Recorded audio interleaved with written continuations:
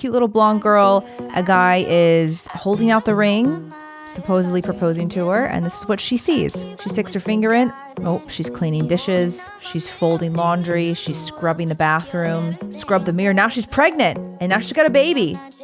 Teenage girls in the US are being sold anti-marriage propaganda. This is obviously not an accident.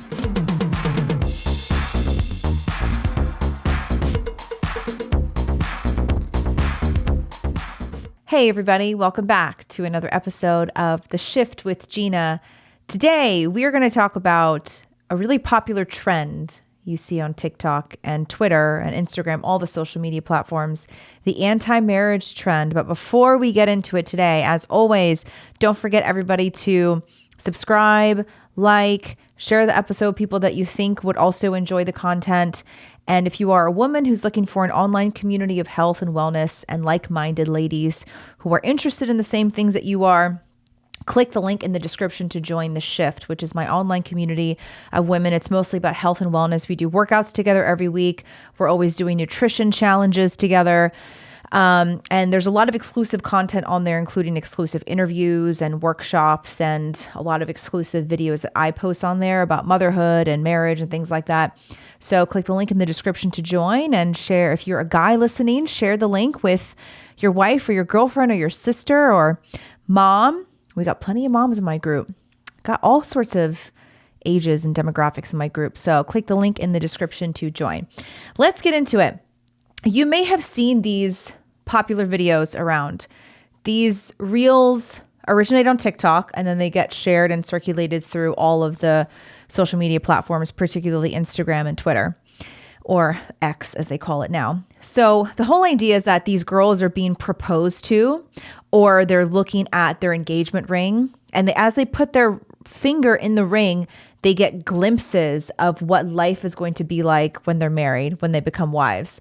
So let's take a look at two of these videos. I'll show you two of these back to back. There's many other videos similar to this, but I'll just show you these two and then we can talk about them. Cute little blonde girl. A guy is holding out the ring, supposedly proposing to her, and this is what she sees. She sticks her finger in. Oh, she's cleaning dishes. She's folding laundry. She's scrubbing the bathroom, scrubbed the mirror. Now she's pregnant, and now she's got a baby. And then she puts the ring down and she says no because she has to clean and get pregnant and have a baby when she's married. Okay, and then the second one here, it's really similar, but let's just take a look at it. This time, this is a Chinese couple because a lot of this is actually, which we're going to get into in a second, it's anti-marriage propaganda on TikTok, perpetuated by the Chinese, only to Americans, not to the Chinese youth. So let's take a look at this one. So she's in a wedding dress. He puts the shoe down. Every time she puts her foot in the shoe, she sees herself pregnant, cleaning, rocking a baby, and she runs away. She's like, nope, not interested. I don't want that life. So the whole point here, I mean, you get it. You get the gist of this. There are a lot of different variations, but the whole point is to make women believe that marriage is awful and oppressive and life-ruining. It makes marriage look like a woman suddenly becomes a slave to a man who forces her to do all of his laundry, wash his dishes, cook for him.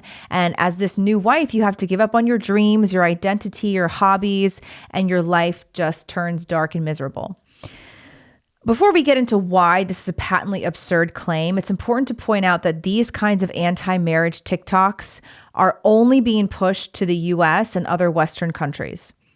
So the content fed to children in China on TikTok, remember, TikTok originated in China. The content fed to children in China on TikTok is very different, which shows obviously a contrast in values and intent. The Chinese versions of the platform focus on educational and patriotic content.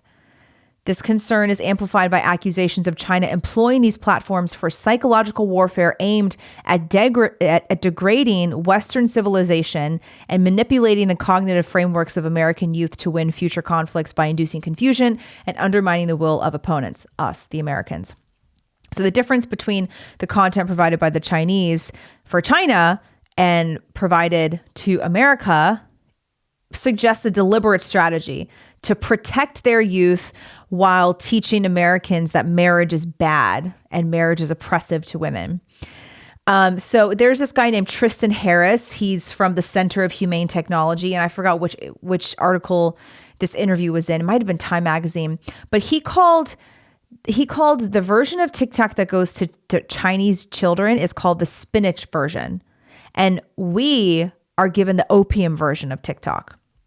So Harris says that Chinese youth are only allowed to use the app for 40 minutes a day maximum, while most American youth use it freely without any limits. So they use it for multiple hours a day, probably 6 to 8 hours a day. Teenage girls in the US are being sold anti-marriage propaganda, but the Chinese youth, you know what they're being shown on TikTok?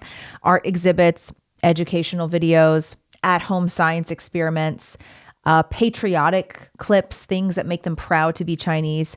And this is obviously not an accident. This is by design. And if we continue down this road, we're going to continue seeing the marriage rates declining in the US, as well as the birth replacement rate declining, which is what a country like China wants to see. Why is that? Because marriage and family make up the bedrock of any thriving moral society. For as long as humans have been alive, they have understood that for survival and for success, they needed to create communities, strong communities, which started by creating strong families, which was not possible without a man and a woman in union having children. Now, of course, marriage as we know it today has evolved, and how we know marriage today is different than what our ancestors viewed marriage as. For example, today we view marriage as a love contract, essentially. You love this person, that's why you want to get married to them. Our ancestors did not exactly approach marriage in terms of love. We'll get into that a little bit later, though. But the concept has always remained the same. A man and a woman join their lives, they form an economic unit, they have children, and they leave a legacy in order to help move society forward. That has always been this sort of general idea of what marriage is meant to be. Today might be a little bit different. Like I said, we're going to get into that soon. And not that we even need science and research to tell us this, but there is a plethora of research showing how beneficial marriage is not only to individuals, but also to society. So you've probably heard the phrase that marriage is just a piece of paper. This is something that I think probably started with the feminist movement. That's what we were taught for a long time, that marriage is just a piece of paper. And if it's just a piece of paper, then you don't need to actually do it because, marriage just ends up oppressing women. But it's never just been a legal document, no matter how hard people try to make it seem that way. It's much more than two people just privately deciding to spend their life together as a couple. It's the coming together of two people to function in their community publicly as a unit, to create a family and to contribute to society in a meaningful way.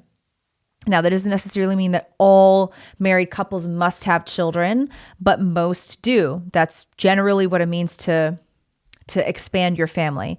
So marriage is a public matter. It's not a private one. And I know this is something that it's hard to hear. Some people disagree with it. That's fine. But it's a public matter. You can't disagree with that. That's precisely why the federal government recognizes it, offers tax breaks, gives legal authority to a wife to be proxy to her husband if he falls ill, and vice versa. The marriage contract, as we know it, is recognized by everyone around us, is recognized by our community, recognized by the legal system, by our country.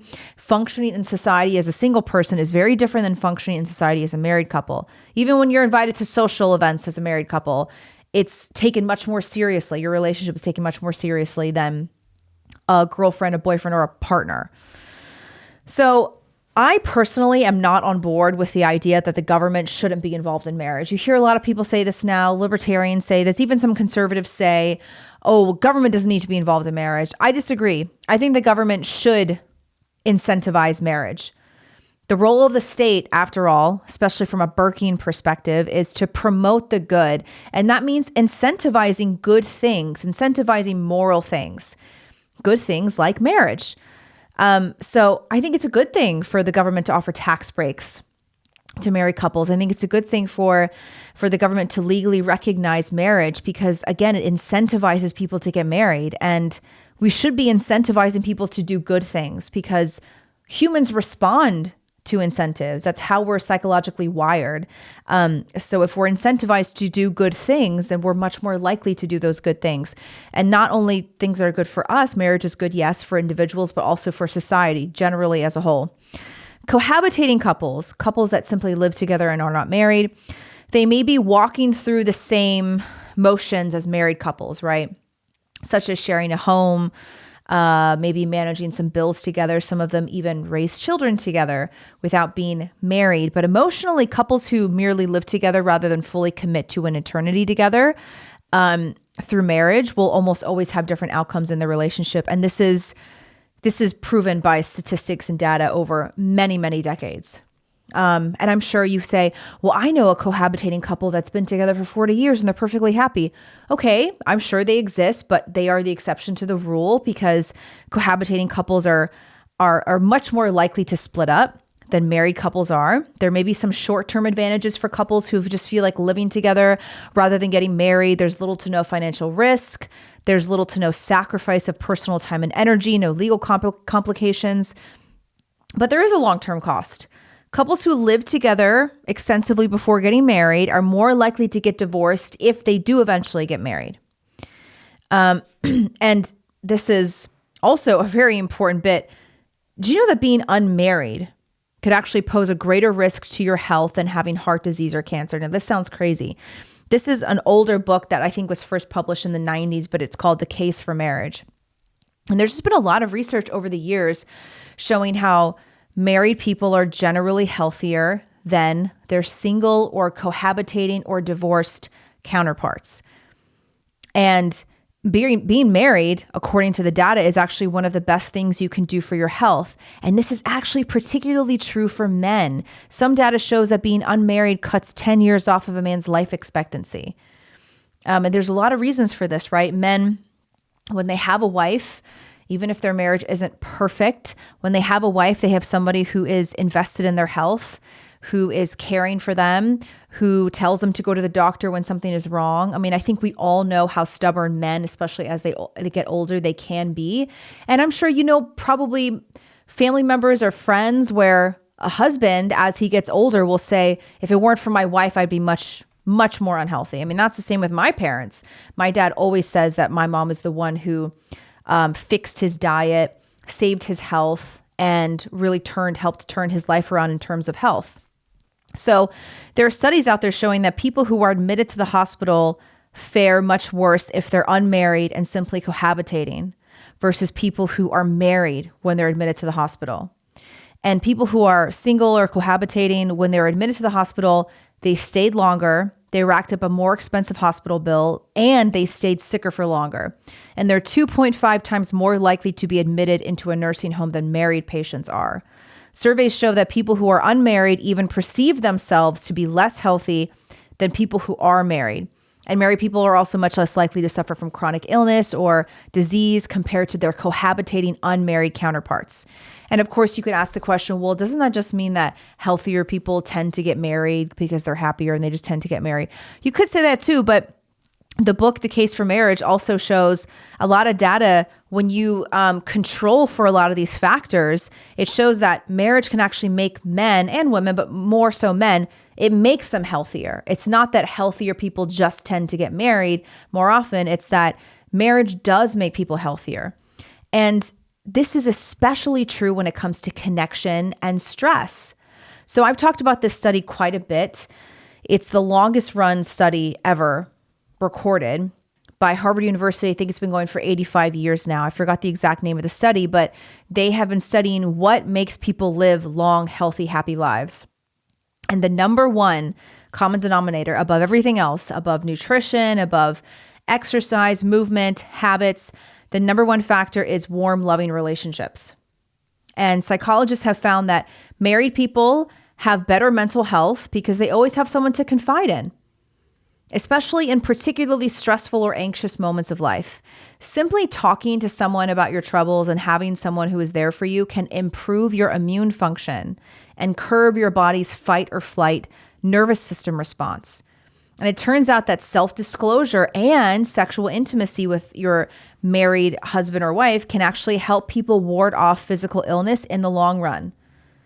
And this is incredible. Obviously, like I said, we don't even need data to prove that marriage is a good thing because we've seen it for all of human history, how good it is for society. But there's also a lot of studies proving this too, that men who cohabitate are not likely to change the habits they had when they were single. This includes alcohol use, drug use, partying on the weekends, eating poorly, smoking. So even though they think they're living the same life as their married counterparts are, their behaviors say something very different. Married men, on the other hand, they're much more likely to eat better, to smoke less, to drink less, to do fewer drugs. And that's sort of the part of the commitment that comes along with marriage. There have even been surveys showing that cohabitating couples take their own relationship less seriously than married couples do. So all that to say, marriage is good for us. It's good for your health.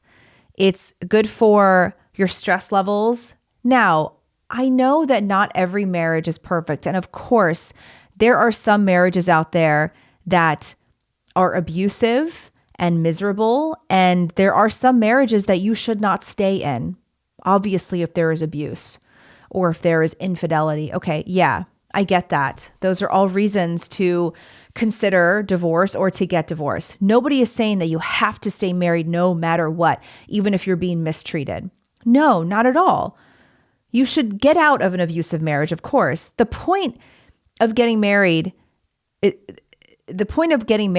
whole point of what I'm saying is that it's not about your husband or your wife helping with your personal growth or enlightenment. Okay. This is one of the biggest misconceptions about marriage today. Today, the common idea about marriage is that marriage is about self-realization or personal growth, is that you have to stay married to a person who helps you achieve self-realization, who helps you personally grow, who meets you where you are in your journey of self-growth. That's not what marriage is about. And that's actually one of the reasons why so many people are getting divorced today, is because they say that their husband or their wife is not helping them grow personally. And so we're just going to get divorced because we're just on different pages. What did Gwyneth Paltrow say? She said, we are consciously uncoupling because we're not inspiring each other anymore, whatever. And you see a lot of women get online today and talk about how they got a divorce because their husband wasn't contributing to their self-growth and their personal journey of growth. It's not really what marriage is about. It's not. Marriage is about something much bigger than that. And I think that this approach to marriage is incredibly selfish. I'm sorry, I think it is. I think that this idea that marriage should make you a better person, it should improve your self-actualization and help you become more enlightened. I think it's a really selfish approach to marriage to expect your husband or your wife to improve your own personal growth. And I think that's why so many people are getting divorced, because one person is never going to do that for you. And marriage is not about what you're getting from it. Marriage is about something much bigger. It's about creating a legacy, creating a family. And again, it doesn't mean that every single married couple has to have children, but most of them do. That's the most common way that you expand family, by having children. Most of the time that's biologically. Sometimes it's through foster adoption, something else like that.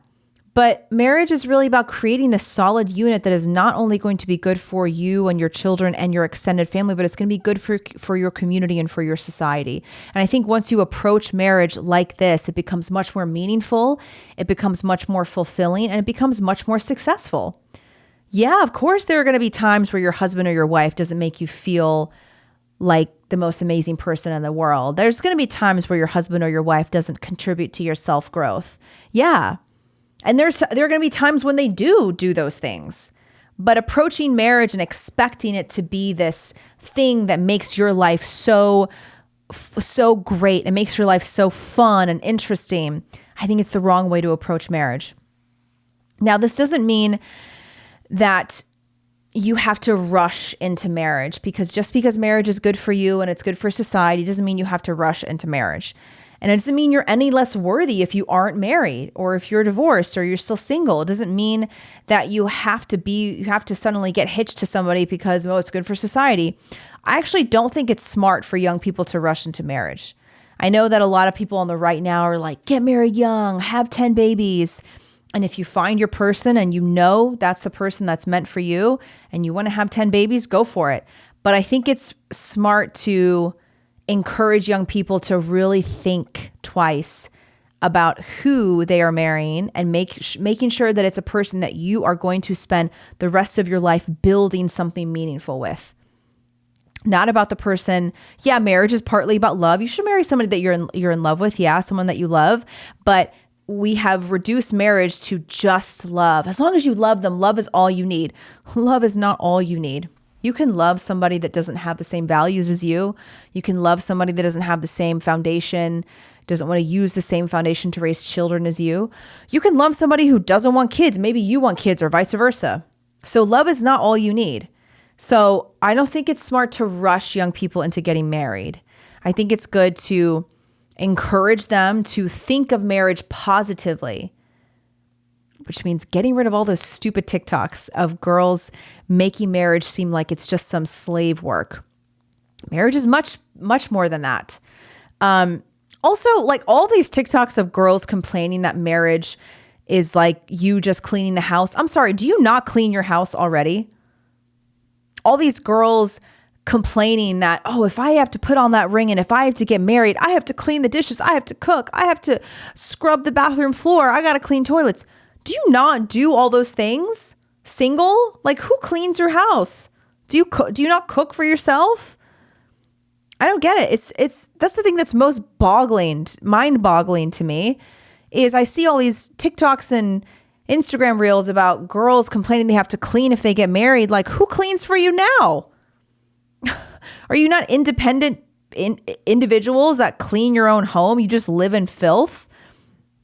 And so what? Oh my gosh, heaven forbid you have to clean for your family. This generation is so averse to hard work. They really are. They cannot imagine something that requires hard work and dedication and a little bit of sacrifice because yes, marriage requires some sacrifice. And when you become a mom, especially in the early years, get ready to sacrifice. It's temporary. You're not going to have to give up your whole life forever, but you do have to give up certain things. That is the price you pay for something as rewarding and as fulfilling as motherhood. Motherhood is one of the most rewarding things in the world. And you think that's just going to come at zero cost? You think that's just going to come without any sacrifice? Of course, there's sacrifice that comes with becoming a mother. And I actually don't think this is talked about enough. I think that it's okay for women to talk about the fact that, yeah, you do kind of have to give up your body. And it can be a very difficult thing for a lot of women to encounter. Your body is not yours. The pregnancy, especially as you get bigger, you're not able to do all the things that you are normally able to do. And then when you're postpartum, when you're breastfeeding every 2 hours, you're up all night and your body is not your own. And that's okay to struggle with that. It's okay for that to be difficult. That's why you need friends to confide in, family to confide in. But let's not pretend like that's all motherhood is. Those moments are temporary. Your baby is going to sleep through the night eventually. You're going to stop breastfeeding one day. You are going to return to a sense of normalcy and in a way, quote, get your body back. I don't mean like, look exactly how you did before. I mean like own your body again because it is hard for women. Trust me, I get it, especially if you're physically active. It can be difficult to surrender all of that for this child that comes into the world. It is worth it. It is the most worth it thing in the whole world. But I think it's unfair and dishonest to convince women that it's just all tears and misery. No, it's temporary. And of course, you're going to have to sacrifice something because the reward is so great. So I think it's good to be honest with women about that, but we don't need to rush people into marriage. Make sure you're making a good decision, a solid decision. And yeah, sure, our ancestors were getting married and having children much younger than we are today. Your own grandmother or great-grandmother probably started having kids when she was 17, 18 years old. But times were different back then.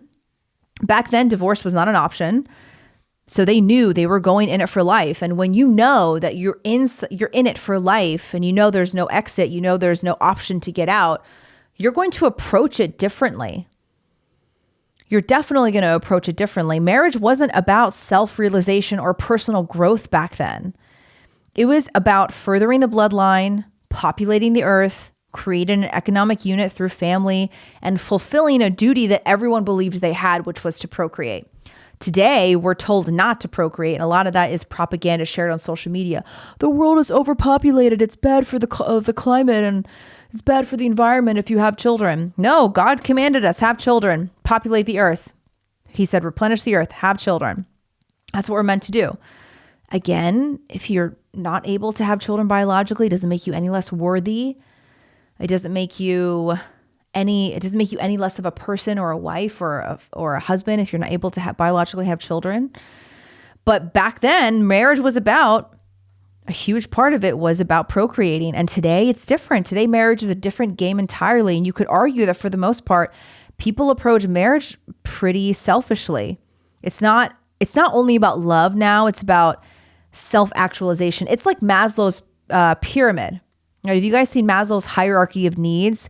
It's a model for understanding the motivations of human behavior. And it maps different motivations onto a pyramid with each level representing the different human needs. So at the very, very bottom, right? So the pyramid goes like this. And at the very bottom is the very base first things that humans are concerned about, that humans need. Physiological needs like water, food, oxygen, shelter, right? These are like the most basic things. Clothing, sleep, right? They need clean air. That's the first need of humans. And a lot of our ancestors way, way back in the day, that's what they were most concerned with. They didn't have time to think about their desires and their vision for the future. And are there really aliens or not? What's my purpose here on earth? They were just trying to survive. The level above that is safety and security. So making sure you have a job, making sure you have income, you have property, you have things to keep you safe and things to keep your family secure. And then once you have that need, those two needs met, then you move up to love and belonging, right? So you have food and water and shelter and you have a job and you have income coming in and you have property. Okay, what's the next thing we're going to think of as humans? The next thing we're going to need is friendship, family, intimacy, a sense of connection, a sense of belonging, right? And that's where marriage really started to change. Marriage started to become more about love because the other needs were being met, right? So now marriage is more thought of about love and belonging. There's a person I want to spend my life with because I love them. So then when you reach that, because remember, as time goes on and as the world develops, a lot of our needs are being met. More and more needs are being met. And then we're presented with more and more luxury. So after love and belonging is self-esteem, right? So the pyramid's getting smaller and smaller. So we're at the second to last one. Self-esteem is confidence, achievement, respect of others, the need to be a unique individual. I am who I am. This is who I am. I'm proud of who I am. These are my qualities. These are my values. So when you have everything else under that, then you go to self-esteem. And the last one at the very top, when you have everything else met, all your needs met as a human being, what's the last thing we think of? Self-actualization, morality, creativity, spontaneity, experiencing purpose. What's your meaning? What's your inner potential? And especially in today's age, we live in the most privileged, the most luxurious time ever in human history. You have everything you need plus a million things more. Even just this phone, this little box that we have here, you can look up any fact that you want on the internet at any time you want. So we've got everything we need. So then we move to self-actualization. And that applies to marriage, this Maslow's hierarchy of needs. So now that marriage has met, we're meeting all these other needs in marriage, we get to self-actualization. And it's both a blessing and a curse. I think a lot of times focusing a lot on self-actualization in marriage can turn into a very selfish thing. And it turns into people asking, well, what am I getting from this marriage? I've seen a lot of videos online in the last year of women proudly announcing their divorce because their husband was not growing with them.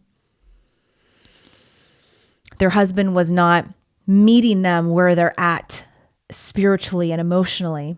He was stuck in his immature ways. And yet there was no infidelity. There was no abuse. They both had good jobs. They had good families. Some of them had kids. But my husband wasn't meeting my self-realization needs. And I think that's when it becomes really toxic. I think we need to be rejecting this idea, and we need to return to the idea that marriage is a fulfilling union that is not only good for you and your husband, but it's good for your children and it's good for our society.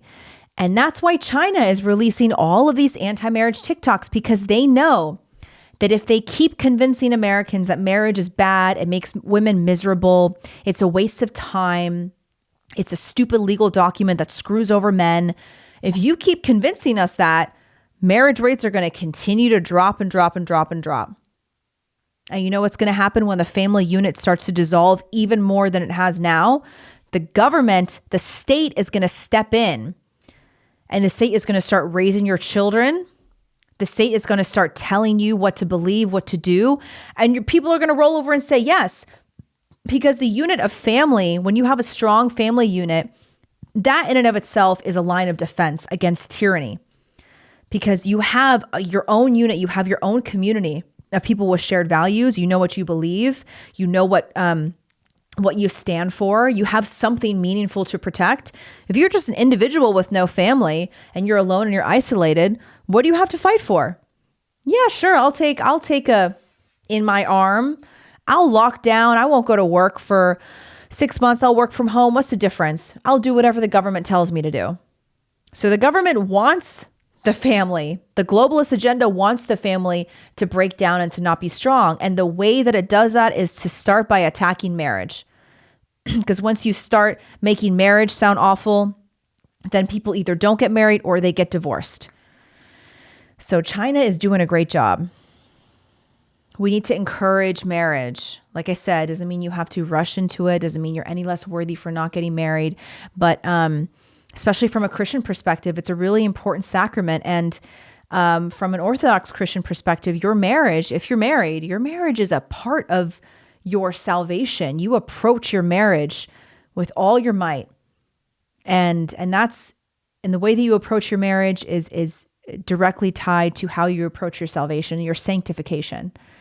So get married to the right person. Don't have to rush into it, but don't buy into these TikToks. If you know people who are watching this and they're sharing it, tell them why marriage is awesome. If they're the people who need the data and statistics and the research, show them there's plenty of research showing how good marriage is for individuals and society. So that's all I got today, guys. Let's see what we got going on for the rest of the week. We got another episode coming up soon. I'm going to be talking about all of these viral videos of mothers showing, this is a day in the life of me and my newborn. And we're going to talk about the way that these mothers exploit their children online and why it's a terrible thing to do as a mother and how it's going to ruin the next generation. It's already ruining the next generation. So stay tuned for more. Click the link in the description to join the Shift and get some more exclusive content. I'm going to be doing some more videos in the Shift about my personal experience with marriage. I've gotten a lot of Q&A, a lot of questions about how I approach marriage with my husband, things like date nights, what we do to connect outside of children. So click the link and join us. See you guys next time. Bye.